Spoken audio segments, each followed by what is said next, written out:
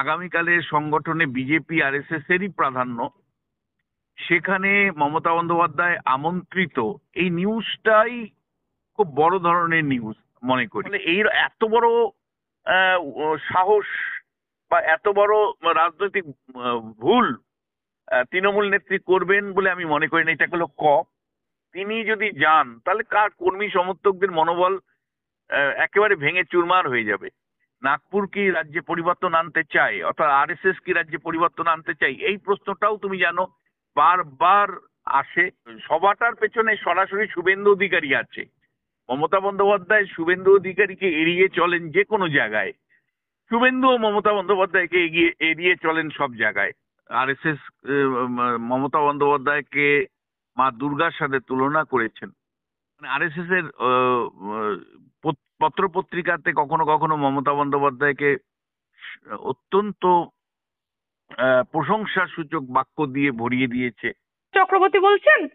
হ্যাঁ বলছি স্যার, রীতিমতো গীতা পাঠের অনুষ্ঠানে রাজ্যের মুখ্যমন্ত্রী আমন্ত্রিত। মুখ্যমন্ত্রী কি যাবেন? আপনার কি মনে হয়, কি ক্যালকুলেশন এর মধ্যে থাকতে পারে, একটু যদি আমাদেরকে বলেন।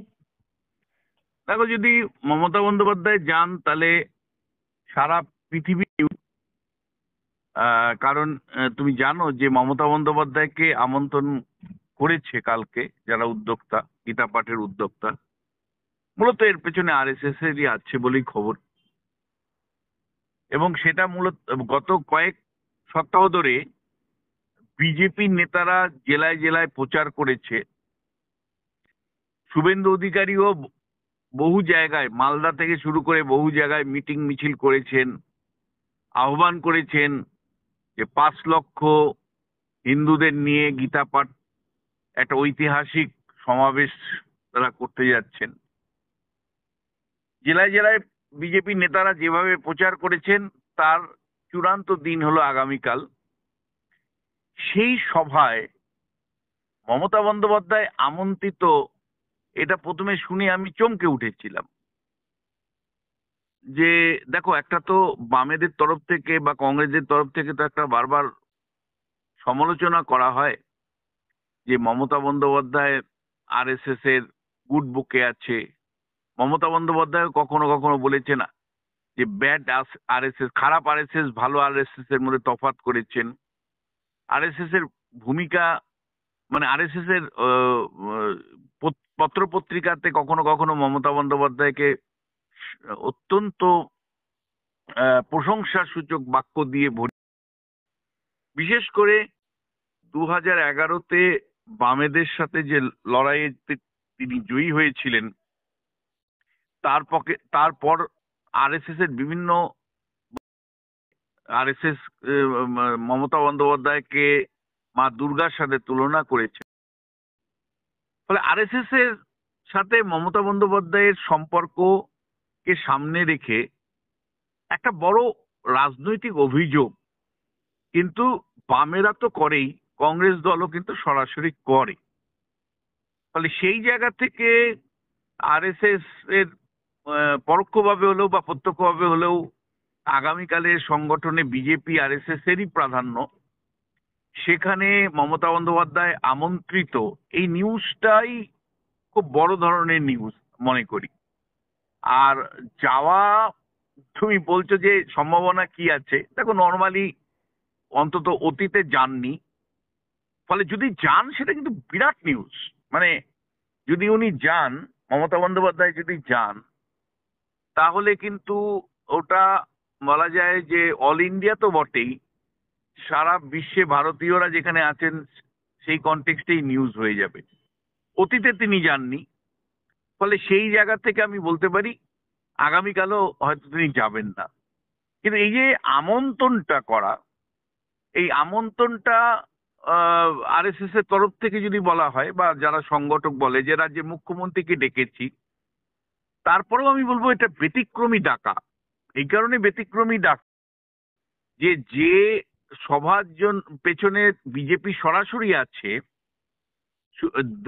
বিজেপির বিরোধী দলের নেতা বিধানসভার শুভেন্দু অধিকারী জেলায় জেলায় গিয়ে সংগঠিত করেছে, মানুষকে আহ্বান করেছে আপনারা লোককণ্ঠে গীতা পাঠের অনুষ্ঠান। যেটা মনে করা হচ্ছে 2026-এর নির্বাচনের আগে বিজেপির অত্যন্ত গুরুত্বপূর্ণ মহড়া, হিন্দু ভোটের পোলারাইজেশনের জায়গা থেকে মহড়া, এবং বিধানসভা নির্বাচনের আগে একটা প্রাক প্রস্তুতি, এর এই আগামীকালের লক্ষ্যপাঠের লক্ষ্যকণ্ঠে গীতা পাঠের পরেই আরএসএস জেলায় জেলায় ব্লকে ব্লকে বুথ লেভেল পর্যন্ত চলে যাবে বলেই আমার কাছে খবর। ফলে সেরকম একটা সভায় মুখ্যমন্ত্রী হোক বা তৃণমূল নেত্রী হোক, তাকে যদি আমন্ত্রণ জানিয়ে থাকে, তুমি আমন্ত্রণ জানিয়েছে এটা নিশ্চিত তো?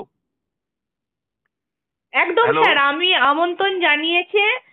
ওনারা হ্যাঁ, নিজেরা স্বীকার করেছে যে রাজ্যের মুখ্যমন্ত্রী বলে আমরা আমন্ত্রণ জানিয়েছি। আগের একদম বছরও একদম বুঝতে পেরেছি, বুঝতে জানিয়েছিলাম, পেরেছি। আগের বছরও জানিয়েছিলাম। হ্যাঁ হ্যাঁ, তাহলে মানে সেইটাই আমার কাছে বিস্ময়, মানে যার বিরুদ্ধে লড়াই করবার জন্যই প্রস্তুতি মঞ্চ অ্যাকচুয়ালি,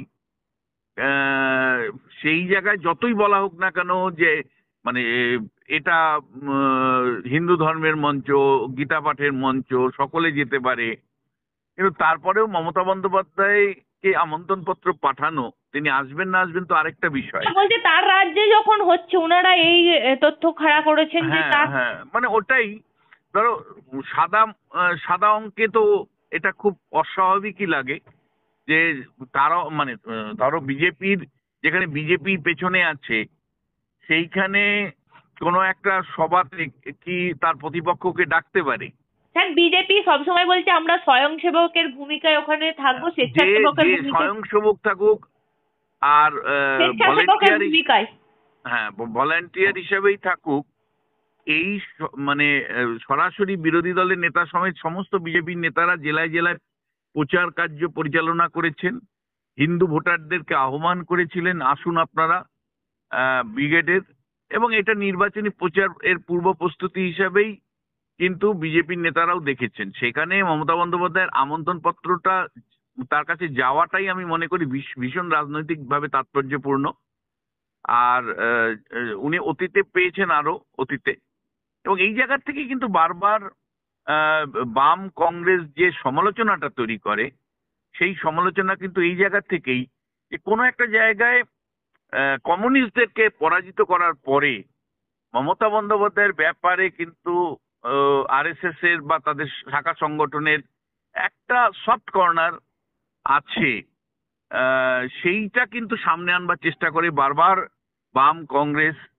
আহ, কিন্তু এই সমালোচনাটা আহ, আমি বলবো যে আরএসএস এর নেতৃত্ব কিভাবে দেন, দ্যাট ইজ ভেরি ইম্পর্টেন্ট।